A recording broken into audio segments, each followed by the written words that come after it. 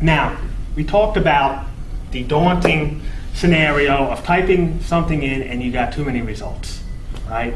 So if, let's say, I invented a razor. If I typed razor just into the Patent Office website, I'd probably get at least 10,000 hits.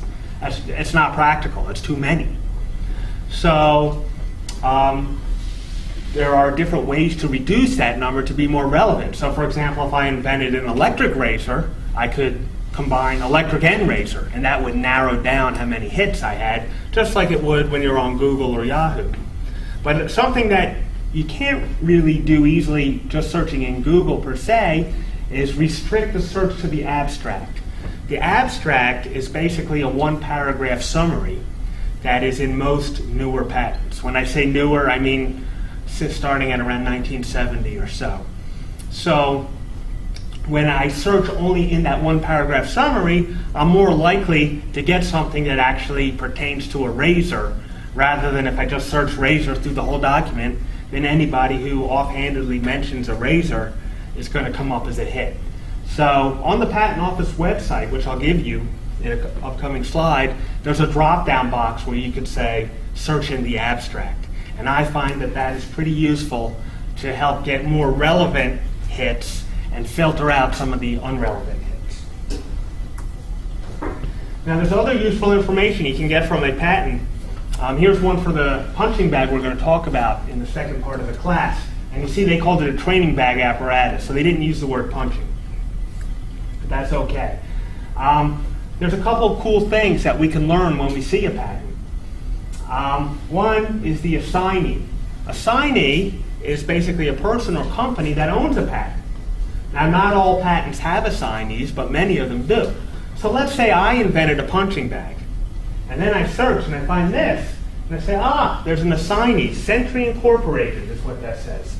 Then I could say, well, if that company owns this punching bag patent, maybe that's the kind of company that would be interested in the gizmo I've just invented.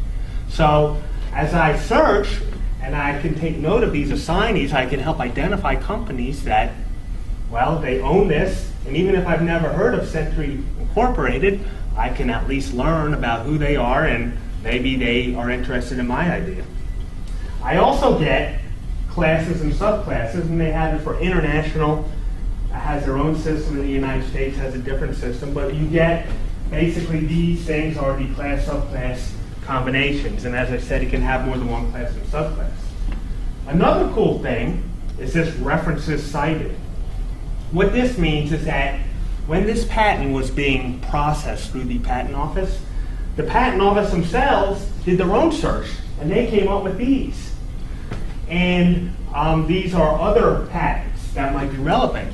Now, when you're doing this online, all these patents are hyperlinks, so you can just click on them and read them. So it's sort of like, by finding this, another search has been done for you, and you can click on some of these and see what they say. So you get those three pieces of information: classes and subclasses, assignee if somebody owns this, and other related patents. So it's a pretty cool thing, and especially on the web, because then you can just click on these and read those as well. So we get this stuff. What do we do now? We think about, how different is what we found from what our invention is, and are those differences worth anything? Okay. And how easy, to your point, might it be to design around these differences? Here's an example of design around. General Motors has a patent that when you put your car into drive, the power locks lock. So as soon as you put it in drive, you hear a click. Now Volkswagen, they would also like to lock the doors automatically, but what they do is you put it in drive, everything's still unlocked. And as soon as you go about 10 miles an hour, locks. So you think Volkswagen was thinking, well, maybe they're not really committed to taking a ride. They might want to get out.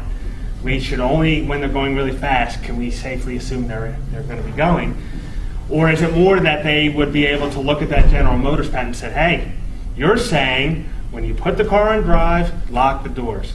We're locking the doors, but it has nothing to do with the gear that the transmission is set to, so we're not doing what you're doing. So that's an example of design around.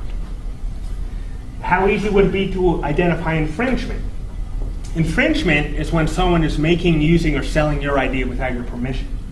And so, basically, what we want to know is, ideally, it would be nice to just look at it and say, oh yeah, you're doing my idea, you're infringing upon me.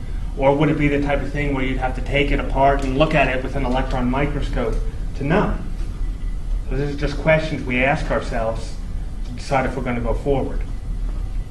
Now, here are some websites that I like to use when I'm doing a search. The first one is the Patent Office, the United States Patent Office website. And so I recommend people go there. This one is the European Patent Office website, which actually I estimate has probably 70 to 80% of it is in English. There's a lot of English there because English is one of the popular languages even for other countries to use. So you can do some good searching there. Google has their own patent search. So if you do google.com/patents, you can search there. And the cool thing about Google is that they have scanned most of the United States database and made it text searchable. So with Google, you could do a text search and even go older than 1976, unlike with the Patent Office. And this free patents online I like, because this is the kind where you can give it keywords, and it tries to be sophisticated and like rank them in terms of relevance. So if I could put electric, razor, rechargeable, and it would come up with a list that's sort of ranked by what it thinks is the most relevant. And as the name implies, it is free. These are all free to do searching, so I encourage people to check them out.